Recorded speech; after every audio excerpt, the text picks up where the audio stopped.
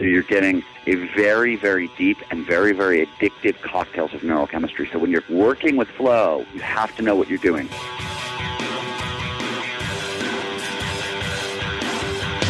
Hey, podcast listener, you're about to discover insider tips, tricks, and secrets to making more sales and converting more prospects into customers with email marketing. For more information about the Email Marketing Podcast or the Autoresponder Guide, go to dropdeadcopy.com/podcast.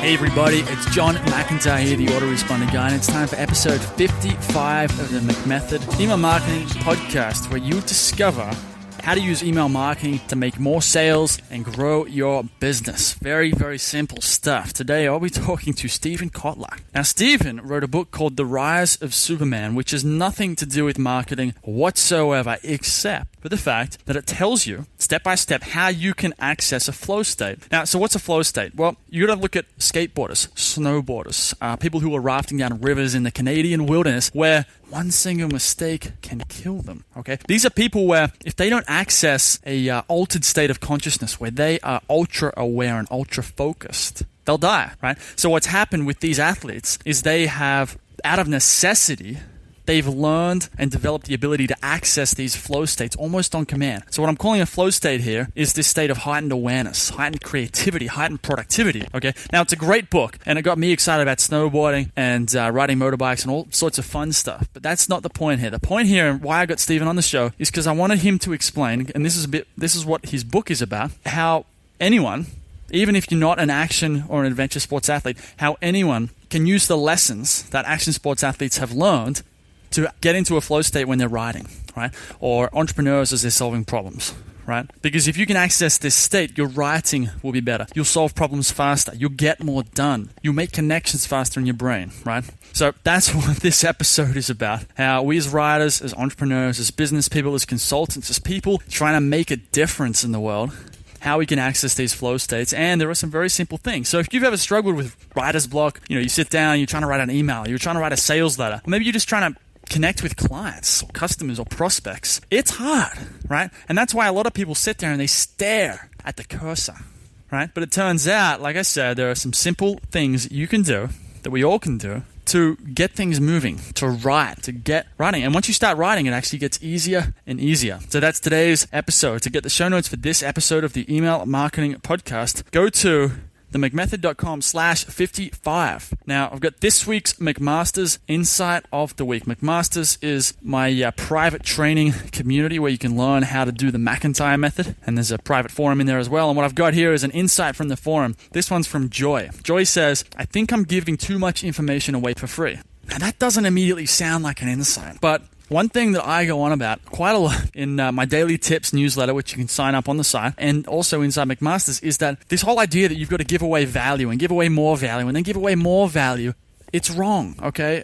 If it's not wrong, it's just crazily misunderstood, because people get into this, they end up having this belief, they just give away tons of value, people will buy their stuff, and that's just not how it works. Okay, content marketing done right works, yes, I'm not debating that, but done wrong, and most people do it wrong, done wrong, it doesn't work. So in Joy's case, she's giving away too much information for free. Now, what does that do? That cultivates a sort of a freebie seeker attitude within her list, her prospects. They get used to receiving all this stuff for free, and then it's like, why do I need the products? Why do I need to pay her for this stuff? She's just going to give it to me for free. Now, like I said, there is a right time and a right way to give away information for free, okay? It's not about being a penny pincher, not about holding all the value back behind a curtain. You've just got to do it the right way. So in my case, how I do it with, say, the newsletter, the daily tips newsletter, is I tell everyone what to do and I tell everyone why they should do it. But if they want to know how to do it, they're going to have to sign up to McMaster's. Okay, so an example of this is I might tell them that empathy, right? One of the first emails in my sequence is all about empathy, why empathy is absolutely crucial. And if you can nail empathy, which we might describe as understanding your prospect better than they understand themselves, if you can nail empathy, your emails and sales copy and marketing and website, everything you do will be imbued, will be empowered with something really special. You can even be a bad copywriter, but if you have empathy, if you understand exactly what your prospect wants, his problems, his dreams, what he's scared of, what keeps him up at night, if you can understand this stuff, you can be a bad copywriter and you can still win big, okay? So that's what one of my emails is about, all about empathy and all about the benefits of empathy. But if they want to learn how, if my subscriber wants to learn how to use empathy in the context of email marketing, which means surveys, which means knowing what questions to ask and how to use the answers from a survey, from the questions when you interview someone, how to use those answers and turn them into powerful, persuasive copy. If they want to know how to do that, once again, that's the how, they need to join McMaster's, where they'll get the McIntyre method and stories that sell and a range of different training products. Okay, so what I've done is I've told them what, which is empathy. I've told them why, right? Because empathy gives you the ability to connect on a much deeper level. But if you want to know how to do it, you're going to have to cough up some coin for it, okay? That's the valuable stuff. So that's just one way to do it. I'm going to leave it at that. If you want to leave me a review, you can support the show. Go to iTunes, search for the McMethod Email Marketing Podcast. Leave me a review. Tell me what you think of the show. You will be spreading the word, doing me a favor, and you'll put a smile on my face. And I will read it out on the show. I've got 2 listener questions. I'll get through these real quick so we can get into the interview today. Question number 1 is, what do you do when you finish a campaign? Make new offers? Well, I think the question is not when a campaign finishes. It's a case of, in the largest sense, how do you have the highest lifetime value of a customer, right? And also, how can you increase your conversion rate from prospect to customer? So that's what we're really talking about. If people are still buying, you might as well just keep emailing them. So you just keep running that campaign. Or you send them different stuff. So I think the question, what do you do when you finish a campaign, is the wrong question. The campaign never really finishes. The mission in business is to sell, invest, 1 hour of your time or $1 of your money and then make a profit on it. So with the campaign, with email, you need to keep emailing. It should never really end. You should only stop if people stop buying. So if people are bored by one offer or they've stopped buying that offer, we'll try a different one. Start segmenting. Start figuring out new products you could offer them. Start figuring out higher, more expensive products you could offer them. There's a whole ton of stuff you can do. A campaign should never really finish, okay? Question number 2, what was the biggest turning point in your transition from working a job to becoming a recognized expert? Hands down, the answer is studying copywriting by writing down sales letters by hand and reading out old school books like Scientific Advertising and Breakthrough Advertising. Just doing that totally transformed everything. That's what kicked me off onto the journey that's brought me to where I am now, is this autoresponder guy and, with the podcast and a product and a training community and all of that, okay? So hands down, that's what worked for me, is learning copywriting, learning marketing. Now, if you want to go and learn more about McMaster's, I forgot to mention it, you can go to themcmethod.com/McMaster's. That'll have all the information. That's it for now. Let's get into this interview with Mr. Stephen Kotler. It's John McIntyre here, the autoresponder guy. I'm here with Stephen Kotler. Now, Stephen Kotler is the author of a book called The Rise of Superman and another book called Abundance. But the reason I wanted to get him on today was to talk about what he talks about in The Rise of Superman. Now, this book is about what he calls the Rise of Superman, obviously. What does that mean, though? It means, if you look at snowboarders or action sports, so skateboarders, people who are rafting down rivers in Canada or climbing ice waterfalls, doing the crazy stuff, where basically people had to access a certain flow state to stay alive. And that's what this book's about. And the interesting part, and where I thought we'd link it to marketing and copywriting and business, is that these people, when they're in there, these snowboarders, when they're in this situation, is that they have to access this flow state, these different brain chemicals, or they're going to die. And so the idea is, if we can learn how to hack that state, then we can become better writers or better musicians or better anything in life. So that's the kind of the natural link in there, or how I'm trying to do it. So we'll get into that in just a minute. Stephen, how are you going today? Really well, thank you. How are you? Fantastic. Good to have you on. Before we get into this flow stuff, give, I guess, because the listener might not be fully familiar with you, give the listener a little bit of a background on who you are and a bit about what you do. I'm an author and a journalist and the director of research for the Flow Genome Project. So what I primarily work on is disruptive technology. Sometimes I work on disruptive external technologies, vertical farming, that sort of stuff, stem cells, etc. Sometimes I work on disruptive internal technologies. Rise of Superman is about flow states, which are probably the most disruptive internal technology available to any of us.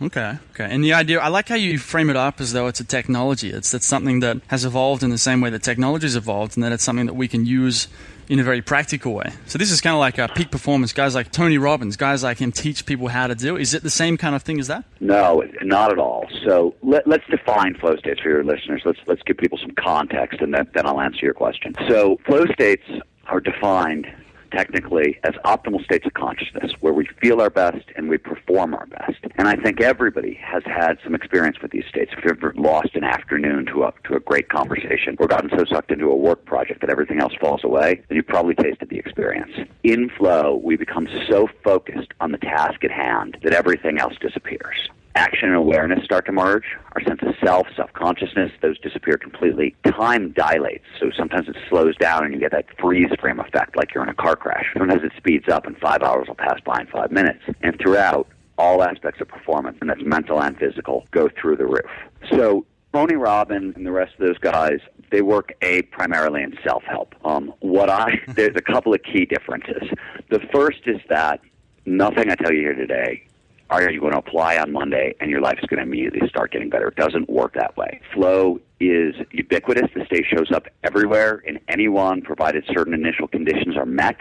Unlike self-help, which is about a 5%, 10% improvement, flow offers a step function worth of change. And, let me give you an example. McKinsey & Company, the business researching firm, did a 10-year study of top executives. They found top executives in flow are 500 times more productive than out of flow. That means you could go to work on Monday, spend Monday in a flow state, and take Tuesday through Friday off and get as much done as your steady state peers.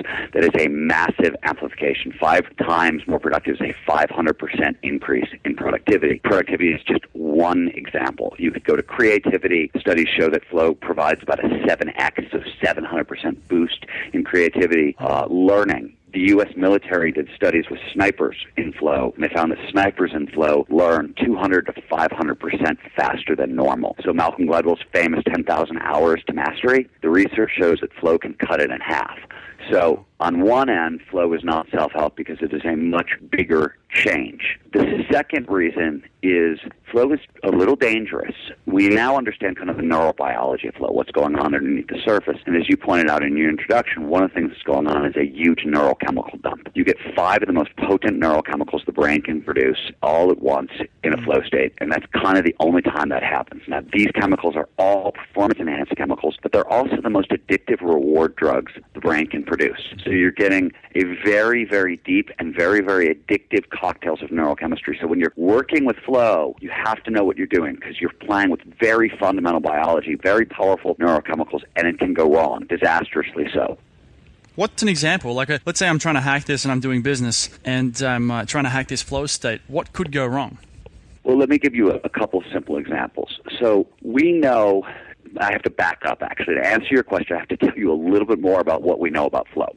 So flow science goes back about 150 years. First 120 of those years, first 130 maybe, were spent figuring out what is the psychology of the state, right? What are its characteristics and what are some of its psychological triggers? What brings it on? What precipitates the state? Out of this research into flow triggers, right, these are preconditions that bring on more flow. One of the things discovered is known as the challenge skills ratio. Very simply, we get into flow follows focus, right? It's a state of massively heightened focus.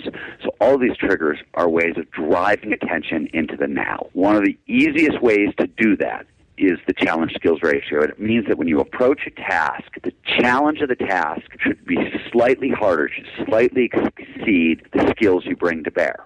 Right? You want to find flow frequently. You want to constantly be putting yourself into situations where you're stretching but not snapping. Right? It's a very slight gradient, but it's a gradient nonetheless. So that means that when you're looking for flow, when you're seeking the state, trying to get more of this state in your life, you are climbing a ladder of escalating risk. You are pushing yourself slightly farther, day in and day out, over and over and over again. And it doesn't matter what your profession is. For action adventure sport athletes, just push them into situations where if they make a mistake, they're going to die. But you can see it, when jazz moved into bebop, right? This was a very, very big risk for those musicians. When filmmaking in the 70s moved into auteur filmmaking, every time these guys pushed, they kept pushing and kept pushing, and suddenly they got to the edges of things where they were suddenly betting their lives, in the case of some of the athletes, or their careers, in the case of some of the artists. And you see this with businessmen as well, right? Businessmen will constantly, who are good at this, will constantly be seeking harder and harder and harder challenges. For myself as a writer, this means that, I'm now starting to work on my 8th book. And the ideas I'm going at are far bigger than anything I've ever gone at before because I want to raise the challenge level. But there's always that danger of, hey, maybe these ideas are just too big for me. I'm not, maybe I shouldn't be writing, you know what I mean? Like maybe I shouldn't be going there. Yeah. Maybe people won't believe me. Maybe I'm not.Maybe I'm stretching too far, right? So there are a lot of other dangers. One of them is this escalating ladder of risk. Okay. So the interesting thing here is as the ladder of escalating risk goes up, also does the reward. So you get a businessman who's like Steve Jobs. He would be continually pushing the envelope where he's taking on bigger and bigger and bigger challenges. And it's risky on the one hand, but it's also those people in their respective fields, whether it's music or sports. I mean, you mentioned this in the book. It's these people who are taking things forward, who are actually making the real change. Yeah, that's absolutely correct, right? I mean, you have to be living in this way. But the other thing is what you find when you scratch the surface under, all people and all disciplines, right? When researchers look at flow, right, and what flow has affected, change flow has affected in society, they now see flow at the heart of almost every world championship or gold medal that's ever been won. It underpins major scientific breakthroughs and accounts for significant progress in the arts, right? We've talked about what flow does in business. So, yes, everywhere you're seeing people stretch, you're seeing boundaries being broken, you're also finding flow. And this is, by the way, not a new finding. Back in the 40s, the psychologist Abraham Maslow, up until he had come along, early research on flow had mistakenly, looked at it and thought we were looking at mystical experiences, something that was common in religious people on spiritual paths, but not common in normal people. And then Abraham Maslow came along in the 40s, and he was looking at this state, and he wasn't interested in religious people. He was actually interested in successful people across the board. It doesn't matter what you do. He was studying successful people. He wanted to know what commonalities they shared. And what he found, didn't matter who he talked to, and he looked at Einstein and Eleanor Roosevelt and Frederick Douglass and on, he found, first of all, a lot of his subjects were atheists, so the idea that this was a mystical experience kind of went out the window. But he found that across the board, most of these people used massively heightened attention to produce altered states of consciousness that allowed them to do some of their best work, right? He was looking at flow, and he found flow a commonality among all successful people. This has only continued, right? In the 1960s and 70s, Mihai Csikszentmihalyi, who was then the chairman of the University of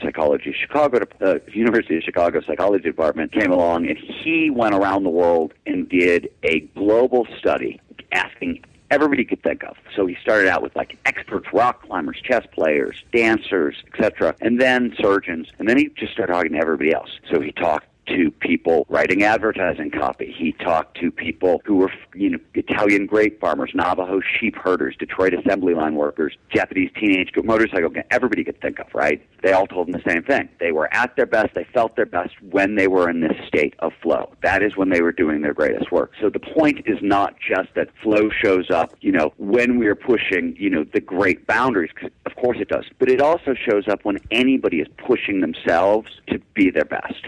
Right, and I love this. So it's not, you don't have to be extraordinary to access this state. It's really just about within your personal realm of, there's that image that a lot of people have seen actually. This would be a good way to illustrate it. You've got that circle, which is your comfort zone, and then you've got, you stay in there and not much is happening. But if you step outside it too far, then you break down. But if you're if you're just outside that edge, that's when you start to access that state. But everyone, even the smallest people who there's nothing seemingly exceptional about them, they have their own comfort zone, and if they step slightly outside of that, they're going to start to access this state in varying degrees. Yes, absolutely. And we have to make it clear, most people have already experienced flow. They probably didn't know what was going on because it doesn't show up all that frequently. In that McKinsey study, they calculated that most people spend less than 5% of their work life in flow. Yep. Right? Now, that depends on your job, of course. Coders, software coders, get into flow all the time. It's kind of fundamental. Video game designers, very fundamental. Surgeons, very fundamental. Certain other jobs are more difficult. I make my living as a writer. Flow is fundamental. I don't survive as a writer without the state. And if you look through my career, go through the 1,000 magazine articles and the 8 books, et cetera, what you're going to see is the ones that have won awards, the best-selling books, the articles that have won awards, all of them were written in flow states. Okay, so let's dive in right here then to this writing stuff. So you're a writer, and you just mentioned that the best books you've read, the ones that have gotten the most attention, are ones where you've been in a flow state. Now, this is a great area to dive into because a lot of people, when they sit down to, say, write an email or write some advertising copy or write a sales letter, they get tongue-tied. Most people, it's a whole classic writer's block. They just can't get started. So And what you're talking about is that there are ways to access this flow state whereby not only will you get started writing, but you'll actually write the best stuff you've ever written. So how do you get into this? What does it mean for you to be in a flow state, and then how do you get there?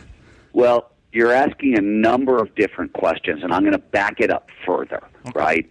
It starts with creativity. So, as I mentioned earlier, flow states have triggers. Creativity is a trigger for flow. What that actually means under the surface, if you look at creativity kind of from a neurobiological level, what you see is risk-taking, because you're going to have to do something new and you're going to have to put it into the public sphere. So there's risk-taking involved. Risk is actually a trigger for flow. Every time we take a risk, the brain releases a neurochemical called dopamine. This is one of the chemicals that underpins flow, and that helps put you into the state. Risk also focuses attention. It drives attention into the now, right? Obviously, there's danger, so it focuses attention. Simultaneously, you see pattern recognition. Pattern recognition is the ability to link ideas together in new and unusual ways. So creativity, this isn't always the case, but often is recombinatory. It's the result of something novel bumping into something old, so a novel experience bumping into an old thought, to create something utterly new, right? That's how it works under the surface. And to make those connections for the novel thought to trigger the bump into the old idea, you need pattern recognition. So where flow comes into play here is it actually amplifies both sides of this equation. When we're in the state of flow, when we're actually in the state, the neurochemicals that underpin the state sort of surround the creative process. So you get, I mentioned dopamine. You also get a chemical called norepinephrine. Ignore the fancy names, but just what's important is that these two chemicals together massively increase focus, right? So we're paying more attention. We're taking in more information. So that heightens our access to novel information. We're paying more attention to what's going on in the world. We're seeing more. We're taking in more information. We have actually greater access to novelty, so we have greater access to the front end of the creative process. Another thing these chemicals do is they lower signal-to-noise ratios, which is a fancy way of saying they allow the brain to see more patterns, to make more connections between ideas. So not only are you taking in more ideas, the brain is heightening its ability to link these ideas together. You're also getting another neurochemical called anandamide. This increases lateral thinking. This is our ability to link tangentially related ideas together. So these three chemicals essentially surround the creative process. So when we're in flow, all are heightened, right? So everything becomes easier. Flow is actually a technical term. Most people don't know this, but the state got its name because when you're in flow, every decision, every action leads seamlessly, fluidly from the last. So flow feels flowy. The ideas just kind of roll. There are reasons for this neurobiologically. One of them is that your pattern recognition system is all jacked up. So one idea can lead to the next, can lead to the next, can lead to the next, right? So in flow, once you're in that state, the writing is going to go really, really well. The question you're asking is, if you're not in flow, if you're facing the blank page, right, how do you get yourself into that state? That's a kind of a different question, and it's got a couple different answers. I think there are three easy answers. The first we talked about earlier is the challenge skills zone, right? How do you push up the challenge level in flow? When I'm talking to young writers and teaching them about this stuff, I always say there are two tricks I use all the time when I'm stuck and I don't know what to do. First of all, good writing, I don't care what you're writing, means telling the truth. You have to be slightly vulnerable. How vulnerable is slightly vulnerable? Well, I want the challenge to slightly exceed my skill level. So I have discovered that for me, that means I have to tell enough of the truth that I'm always slightly uncomfortable with what I'm writing. And feeling of uncomfortability doesn't necessarily go away. I have just learned to recognize it as a level of honesty that leads to good writing, to compelling writing, to something people want to read. And on top of it, I'm taking risks here. I'm giving myself the space to push up the challenge level, to take risks, and to use those things to slide into flow. Concurrently, one of the other things I often do to push up the risk level, and I think this is a very useful technique for anybody, and it's going to sound silly, but go to your bookshelf, close your eyes, shove your hand out, grab a book at random, open it up, look at the first sentence you see, and steal that sentence. Take that sentence, write it down. That's the first sentence of what you're writing, right? But you can't take the words, obviously, because that's plagiarism. So replace all the words with your words. If there's a noun there, you write a noun. If there's a verb there, you write a verb. You're trying to write in somebody else's style and somebody else's voice. By doing that, right, you're replacing their words with your words. And once you get that first sentence, you're going to try to keep going in there, in that voice, it's like wearing a costume, right? People are much more audacious, bold, creative, whatever you want when they're wearing costumes because they're slightly hidden. If you start writing in somebody else's voice and you make it about trying to write your best work in their voice, even though you're not, don't copy their sentences, copy their structure. It requires pattern recognition, which will release dopamine, which will trigger flow. So these are two very simple exercises. The thing you have to remember about flow, this is fundamental neurobiology. This is evolutionary biology. Everybody is hardwired for optimal performance. It's ubiquitous. It shows up everywhere. So all we're doing is we're playing with ways to drive attention, right? So these tricks, they may seem really slight and small. You know what I mean? It seems kind of weird that something so small can bring on something so big, but this is just the way we're hardwired. We're hardwired to have easy access to the state. You just need to know what you're doing. Absolutely, absolutely. One thing that works for me, I think a few of the listeners will relate to this, is when I'm writing, say, an email versus a sales letter. I'm not sure how much experience you've had with like advertising stuff, but say with the sales letter, I find it really hard to write. I get all tongue-tied. But let's say if I sit down to write an email, which is a much more relaxed form of marketing, it's often how I start an email, especially if I can't think of anything to say, and I'll do this with sales letters as well. I mean, you can do this with an article or a book or anything you're writing, is I'll just start writing. So I'm sitting here in my room, it's 3:33 p.m. and I'm drinking a coffee, and here I am, I've got to sit here and write you an email or write you or whatever. And it's almost like when you remove the plug, you just let things, I mean, here's that word, you let things flow, things just start, it's kind of like the brain starts, it's all blocked up, but once it starts going, it really starts going, and then I can go back after the fact and edit those first few sentences out. But initially, those first few sentences can be the catalyst to actually trigger the rest of the writing. So that's sort of like the tricks, although that'd be another trick. You're absolutely correct. There's two things I want to mention. One is it's important to know that flow, a lot of people think of flow as a binary, like a light switch. You're either in the zone or you're out of the zone. Doesn't work that way at all. It's actually a 4-stage cycle. And a couple of stages don't feel flowy at all. At the front end of a flow state is what is known as struggle. This is a loading phase. It means you're overloading the brain with information. In the struggle phase, as a writer, for example, this is when, if I'm researching an article, this is when I'm reading books, I'm reading articles, I'm doing hundreds of interviews, I'm trying to figure out what the structure of what I'm going to write, what shape it's going to take place, and you're really driving yourself to the absolute brink of frustration. And then you talked about something very interesting, and this is the second stage of the flow cycle. Once you've overloaded yourself and you're at the brink of frustration, you can't learn anymore and you can't take it anymore, you need to take your mind off the problem. You actually need to relax.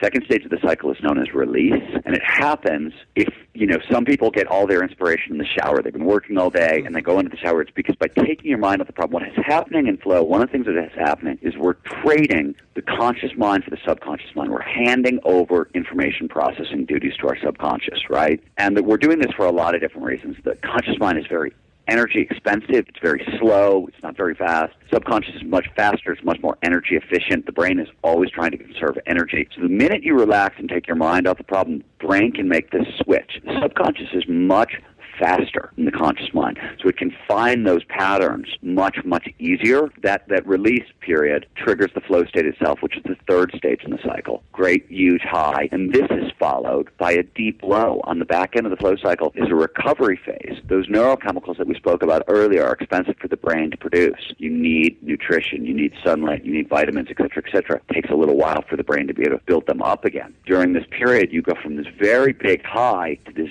deep low. A lot of people have a lot of difficulty kind of navigating that low. Earlier we talked about the dark side of flow. That low is part of the dark side. You have to basically learn that, you need to go through that recovery phase. That's, by the way, where that amplified learning takes place. And if you're stressed out during recovery because you don't feel as great as you used to, you'll block that learning. Cortisol, which is the stress hormone, blocks learning. Interestingly, you pointed out you go back and you edit later.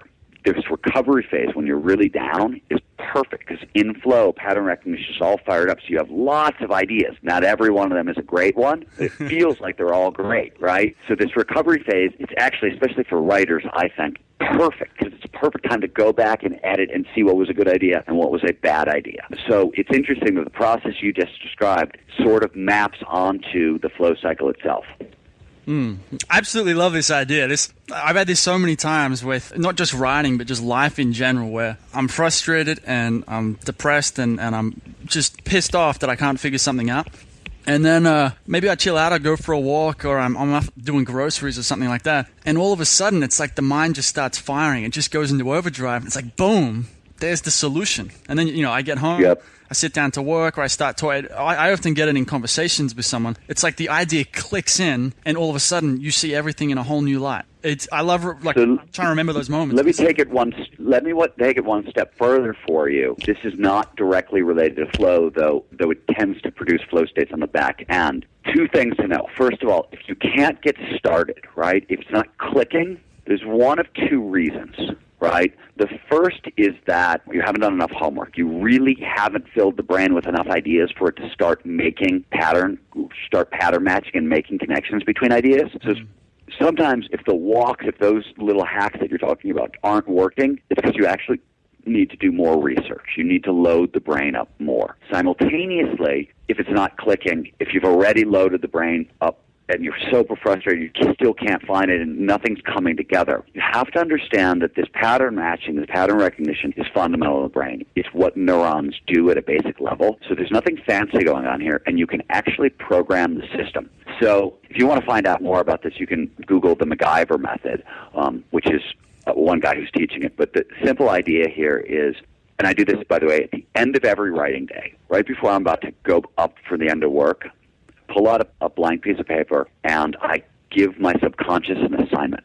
So if I can't write the opening line to my new book, I say, subconscious, I would like you to write out the opening line to my next book. I'd like to wake up tomorrow morning, start writing, and have that line, please. And then you write out the question, and then you want to write, I use a numerical system, kind of as many things. You may not know what the opening line is, but you want it to include the word peripatetic, and whatever descriptors, feelings, guts, whatever you have about this, write that down too, and then be done for the day. What is going to happen is at some point you're going to forget that you did that. It's going to click over from the conscious mind to the subconscious, right? Because writing it down, that's why you're writing it down. You're kind of, by bringing in the tactile sense with everything else, you're just kind of giving memory a little bit of a toehold into it. You're saying, hey, this is important, do something with this. Pattern recognition will take over. Wake up the next morning, just as you pointed out, start writing. It doesn't matter what you're writing, start writing. You will find that the answer to your question, use of that line or whatever, will show up within the first couple of sentences, because your brain has done the work while you were asleep, while you were whatever, and you just have to kind of kick back in and access those files. It's simple brain function, but you can program, especially as a writer, you can program your brain to problem solve for you creatively while you do other things. Yeah, I love it. And it's just great how simple it is. And like what I've been telling myself recently is, I go take time off, but I know the brain's still working. So I guess it's giving me the permission almost to kind of go and relax, go bowling, or I haven't been bowling in 2 years. You're super right. We teach this. One of the things that's really hard, especially for high-performing individuals, is understanding that flow has a cycle and that the brain works a certain fundamental way, and you can't short-circuit the process, right? If you want to go back into a flow state, you have to go all the way through this cycle. Most of the brain is like that. Most things in the brain work that way. There's a process. There's a cycle. It's very useful to know how learning works under the surface, how flow works under the surface, because once you can figure that out, if you have to do something creative for a living, there aren't shortcuts. There are ways to kind of maximize the process, right? It's almost like you just learn to embrace it. Instead of thinking, well, how do I get on a high every single day? It's like, well, what stage am I in? And how can I just maintain my, just keep showing up each day, keep showing up to work despite the fact that I feel frustrated, because I know that in a few days or next week, that state's going to trigger.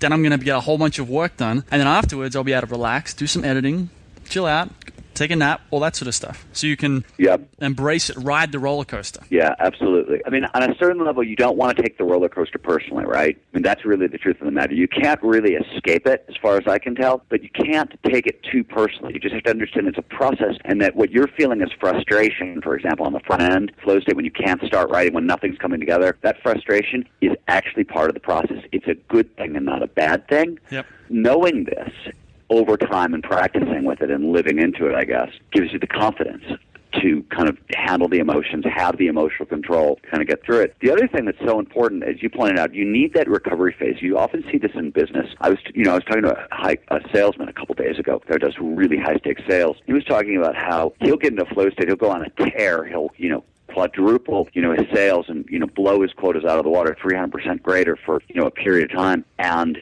on the back end of that, right, when the quarter's over, he'll actually need that deep recovery period, but instead he works for an organization where they say, oh my God, you did so great. Here's half the territory and we're going to triple your quotas. And there's no time for recovery and the challenge level goes way up and he's blocked from flow. We talked earlier about action adventure sport athletes. One of the reasons these guys got so good at getting into flow so repeatedly has nothing to do with anything they were doing consciously. It's their sports are very weather dependent. If you're going to ride big waves, you have to wait for the storms to come in. If you're going to ski kind of these amazing lines, you need perfect powder. So what happens is storms blow in, everybody charges really hard for a few days, gets into flow, does whatever, storms leave, and there's a built-in recovery period on the back end. This doesn't happen in our daily life very often, and high-performing people rarely give themselves time to recover, and it's really important. It's really important to know that, when you chill out and go back and edit and, kick your feet up and relax, that's critical. Just like taking your mind off the problem is critical. These are counterintuitive things that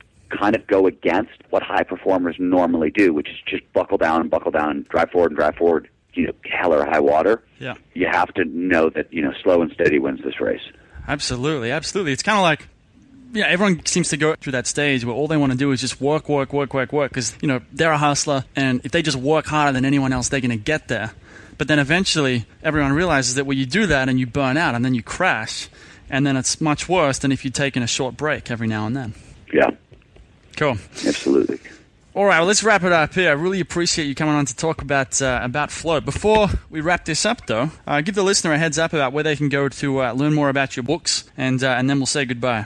Absolutely. You want to check out riseofsuperman.com, StephenKotler.com, or my organization, the Flow Genome Project.co. And on the Flow Genome Project website, there's a flow diagnostic, free of charge. Anybody can sign up and take it. And it basically is kind of a quick survey that looks at the categories in your life, the things that you do that you like to do where you're most likely to find flow.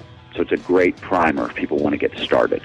Cool. I'm going to go check that out right after we sign off. One other thing was your other book, Abundance, which I read 2 years ago. I absolutely loved it. It put me in an extremely positive state just about the future of mankind. So if you're looking for something's going to pump you up and get you excited, go and check out Stephen's book, Abundance, as well. Stephen, thank you. Thanks for coming on the show. Thanks for having me. Hey everybody, thanks for listening. If you want to discover more insider tips, tricks, and secrets about driving sales with email marketing, sign up for daily email tips from the autoresponder guy. Go to dropdeadcopy.com/podcast. Sign up, confirm your email address, and I'll send you daily emails on how to improve your email marketing and make more sales via email.